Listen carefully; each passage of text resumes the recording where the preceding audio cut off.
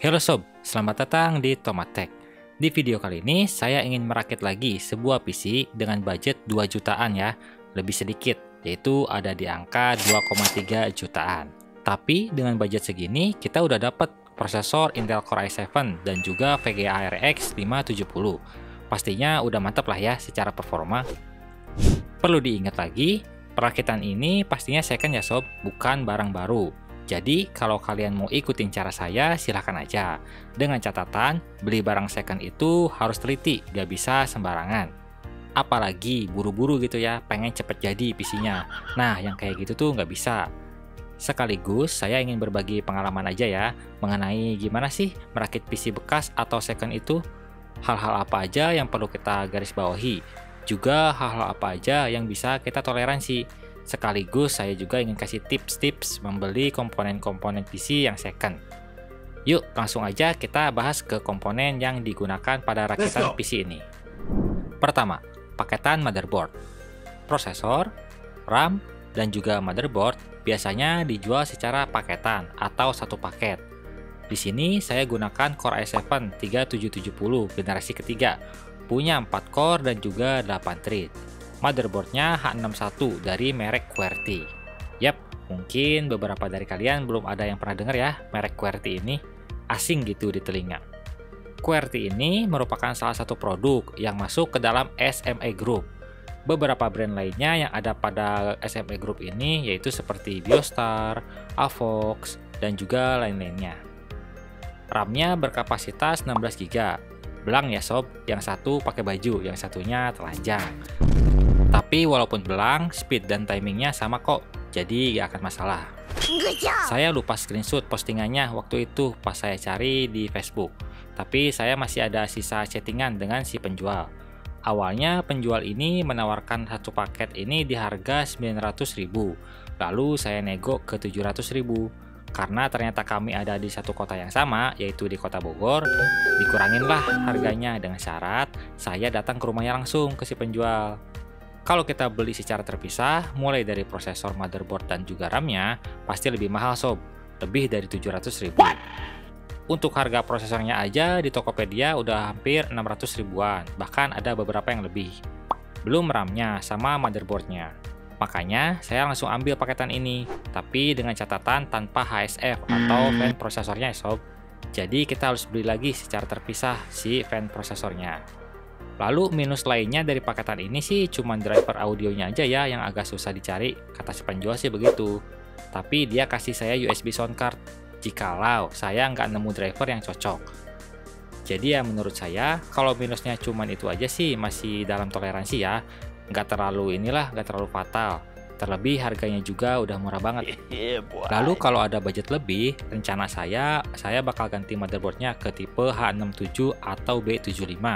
Biar kita dapat SATA 3 dan juga USB 3. Untuk sementara pakai mobile QWERTY ini aja dulu, gak apa-apalah, yang penting bisa nyala normal. Nah, jadi tips buat kalian yang mau beli prosesor, motherboard, dan juga RAM second, saya sarankan untuk cari yang jual paketan, karena biasanya harganya tuh lebih murah daripada beli terpisah. Kalau memungkinkan untuk COD atau ketemuan langsung, itu lebih bagus, supaya kita bisa cek barangnya langsung sebelum dibeli. Emang apa aja sih yang perlu dicek? Di antaranya, kamu bisa cek display, I/O panel, seperti USB, LAN, audio, dan juga yang lain-lain. Juga tes slot RAM-nya. Kalau RAM-nya cuma satu keping, nyalakan dalam slot yang berbeda. Pertama, pasang RAM di soket 1, terus hidupkan sampai masuk BIOS. Kedua, nyalakan RAM pada soket yang kedua, lalu tes lagi masuk ke BIOS. Kalau memang punya VGA, lakukan tes juga pada soket PCIe. Tapi kalau nggak ada, bisa nanti aja ditesnya. Setelah semua dirasa sudah normal, kalau bisa sih masuk ke Windows ya sob, dan buka tutup beberapa aplikasi. Kalau memungkinkan untuk bisa dilakukan benchmark, coba aja benchmark ringan pada prosesor. Dari semua hal itu, hal yang terpenting adalah garansi. Jangan lupa untuk meminta garansi setidaknya minimal 1 minggu. Karena ya ini barang second, kita nggak tahu pas nyampe atau pas kita pakai itu tiba-tiba ada error atau gimana ya. Jadi setidaknya kita punya garansi. Kedua, HSF atau fan processor. Untuk HSF sendiri, saya beli second juga, yaitu Deepcool Gamax 400 versi 2, yang LED-nya warna merah. Awalnya, saya cari di marketplace Facebook, dan menemukan salah satu postingan yang mana di deskripsinya mencantumkan link Tokopedia. Setelah saya cek, lalu saya nego sama si penjual, dari yang awalnya harga 180.000, saya nego jadi 150.000. Dan si penjual pun bilang deal. Nice. Awalnya saya kepikiran buat beli Jonesbow CR 1200 yang harganya cuma 110 ribuan. Tapi setelah dipikir-pikir, beda 400.000, saya udah dapat sekelas Gamax yang udah punya 4 buah heat pipe. Jadi ya udahlah, saya check out aja yang Deepcool Gamax ini. Kondisi barangnya juga sendiri masih oke kok, masih bersih dan juga minim debu. Bracketnya lengkap, mirip kayak beli baru lah pokoknya. Tapi dengan harga second. Nah, buat kamu misal mau lebih irit lagi, kamu bisa beli fan bawaan dari Intel ya sob. Itu udah cukup kok sebenarnya di harga 25 ribuan. Tapi kalau saran saya sih, untuk sekelas Core i7 kayak gini, beli yang minimal punya 2 heat pipe ya sob.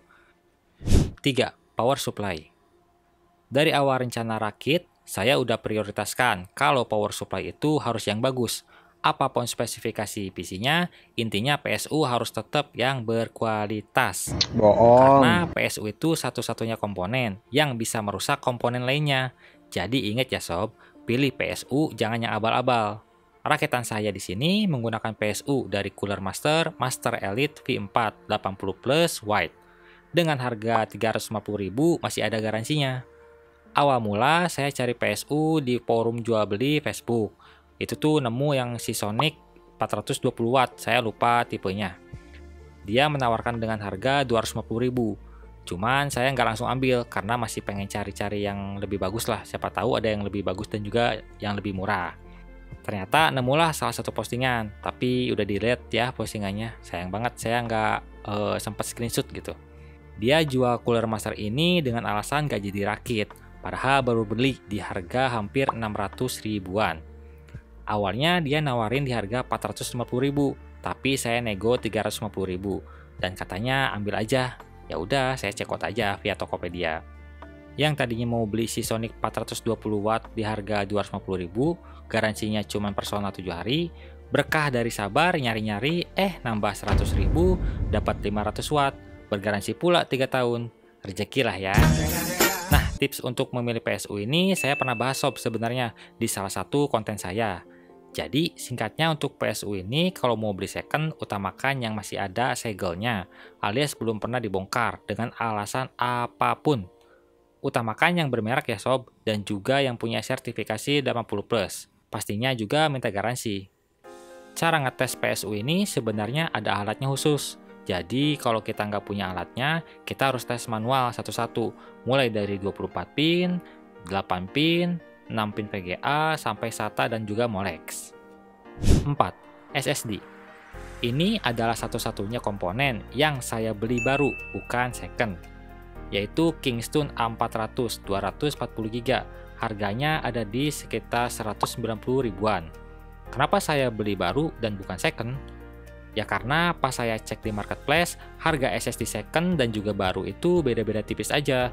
Entah si penjual nggak tahu harga pasaran, atau memang harga SSD yang udah sebegitunya murah akibat turun harga.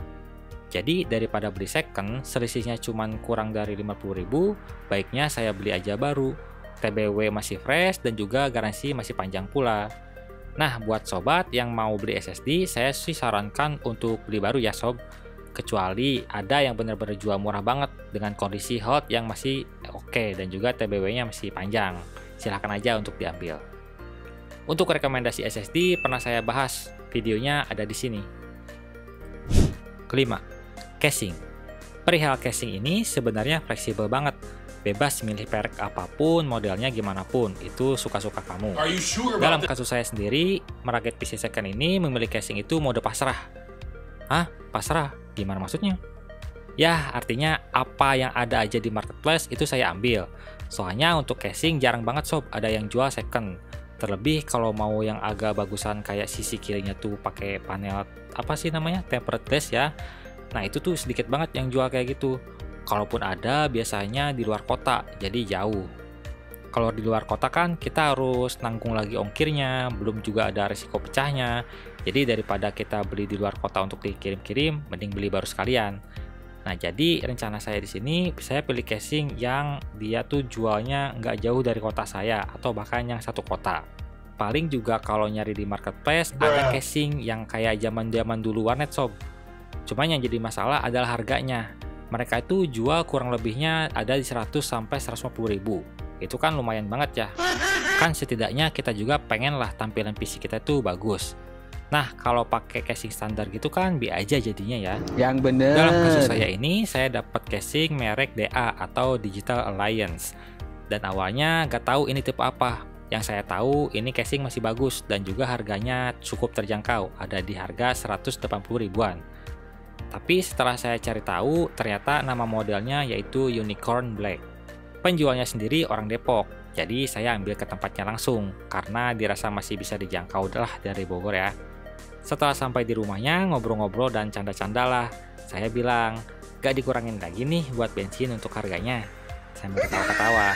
Ternyata di luar dugaan si penjual kasih potongan harga, jadi 160 ribu. Lumayan lah buat potongan bensin.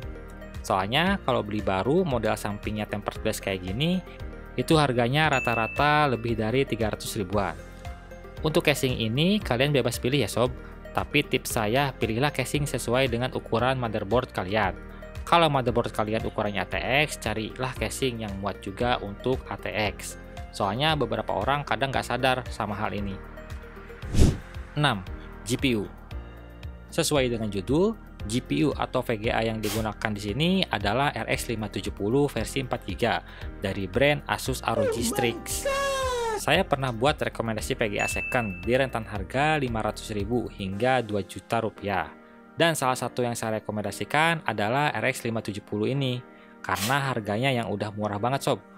Mulai dari 600 ribuan, udah dapat RX 570 yang versi 4GB. ROG Strix ini saya dapat di harga 675 ribuan aja loh sob, tapi bukan berarti tanpa kendala ya. Unit ini saya cari di Tokopedia, dengan minus dudukan fan-nya patah, jadi salah satu fan-nya itu agak lambat putarannya. Tapi menurut saya itu masih dalam toleransi lah ya, karena bukan hal yang terlalu fatal juga. Lalu, untuk suhunya bagaimana? Apa berpengaruh? Nanti kita lihat sob hasil benchmarknya. Karena ya kapan lagi kita dapat RX 570 versi ROG dengan harga 600 ribuan. Wow. Garansi yang diberikan yaitu 1 bulan. Rezeki anak baik lah ya. Tips buat beli VGA second dari saya yaitu cek dulu unitnya. Utamakan VGA yang masih segel, karena untuk menghindari VGA yang pernah dibongkar untuk diservis. Saya sering bilang di beberapa video saya untuk selalu menghindari VGA yang pernah diservis, karena umur VGA itu biasanya nggak akan lama. Tapi misal, ada satu VGA yang kita tuh ngerasa cocok sama barang tersebut, sama VGA itu ya, tapi kondisi segelnya tuh udah nggak ada, dengan alasan sudah pernah dibongkar untuk direpasta, biasanya sih gitu. Nah, kalau kasusnya kayak gitu, kalian minta aja benchmark ke si penjualnya, entah benchmark Unigine Heaven atau 3D Mark. Pastikan lolos hingga selesai benchmarknya, supaya ketahuan saat diberi full load apakah VGA tersebut masih berjalan normal atau tidak. Biasanya VGA yang error saat diberi full load akan keluar gambar aneh atau kayak artefak itulah. Lalu tanyakan juga jejak pemakaian VGA tersebut.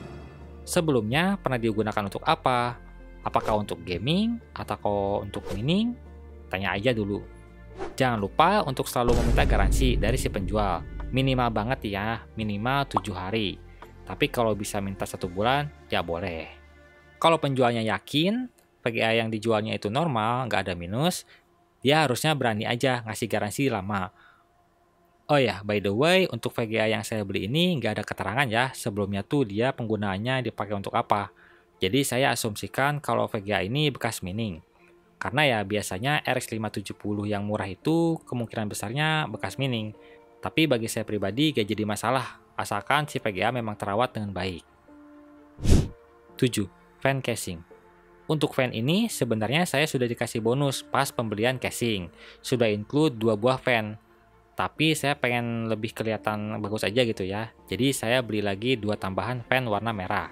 Seharga 70.000 dari brand Deepcool RF120. Untuk sebuah komputer, saya sangat menyarankan pakailah minimal 1 buah fan di casing kalian.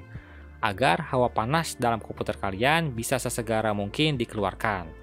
Tapi umumnya orang itu pakai 3 sih ya, 1 buah untuk exhaust dan 2 lagi untuk intake. Untuk pembelian fan sendiri, saya nggak punya tip khusus ya, jadi itu menyesuaikan saja dengan selera kalian. Mau yang bling-bling RGB atau yang hitam polos, itu terserah kalian. Yang terpenting adalah pakai fan minimal 1, supaya komponen PC kita bisa terjaga suhunya. Oke, jadi total harga untuk rakitan PC kali ini ada di sekitar 2.225.000, belum termasuk ongkir dan juga bensin untuk COD-nya. Sebenarnya ada satu part lagi yang saya beli second, tapi saya nggak masukin ke list, yaitu monitor. Saya dapat monitor 22 inch merek LG 22M47VQ di harga cuma 400.000. Awalnya sih si penjual buka harga di 500 ribuan, tapi saya nego 400.000 dan ternyata dikasih. Dengan syarat seperti biasa, saya datang ke lokasi si penjual. Bagi kalian yang belum tahu, harga monitor second itu di harga 400 ribuan biasanya kalian cuma dapat yang 19 inch. Tapi di sini saya dapat yang 22 inch. Ya udah lumayan banget lah ya. Minusnya cuma satu aja kok, dia nggak ada stand atau kakinya. Jadi si monitornya ini harus pakai bracket biar bisa dipakai. Untuk bracket sendiri bisa beli di Tokped kok, harganya mulai dari 50 ribuan. Tapi untuk kasus monitor ini nggak saya masukin list ya, karena saya cuma ingin fokus di PC-nya aja. Tips saya, kalau kamu pengen beli monitor second, hindari monitor yang punya minus pada layarnya sob. Seperti garis helai atau beberapa helai pun gitu ya, tetap dihindari. Karena semakin lama, biasanya garis-garis tersebut akan semakin banyak, hingga akhirnya monitor kamu mati. Cara ngecek monitor, kalian bisa gunakan video pengetesan monitor yang ada di YouTube. Dia akan menampilkan banyak warna pada layar. Jadi download aja videonya, lalu nanti kalian bawa laptop atau apapun, dimasukin ke flash disk gitu. Nah, ketika video di display, perhatikan setiap sudut yang ada pada layar. Apakah ada dead pixel atau spot-spot monitor yang gelap yang tidak merata warnanya. Pokoknya harus cukup teliti lah pas ngecek monitor ini. Cek juga tombol-tombolnya ya sob yang ada pada monitor. Naik turunkan brightness atau kontras, apakah masih berfungsi secara normal atau enggak. Kalau dirasa semua udah, ya tinggal nego aja harganya. Beres. Oke sob, untuk video pengetesan rakitan ini mungkin akan saya buat secara terpisah ya, karena videonya sudah kepanjangan. Jadi intinya di video ini saya ingin berbagi pengalaman aja dan juga membagikan tips-tips membeli part-part atau komponen PC yang second atau bekas. Jadi next saya akan buat video benchmarknya ya, dan beberapa pengetesan game juga. Seberapa oke sih rakitan PC ini? Apakah worth it untuk di harga 2,3 jutaan? Yap, ditunggu aja videonya ya. Terima kasih untuk kamu yang sudah menonton dan dukung saya dengan cara subscribe. Kalau kalian tertarik dengan rakitan PC ini dan ingin belanja online, kalian bisa gunakan link yang ada di deskripsi.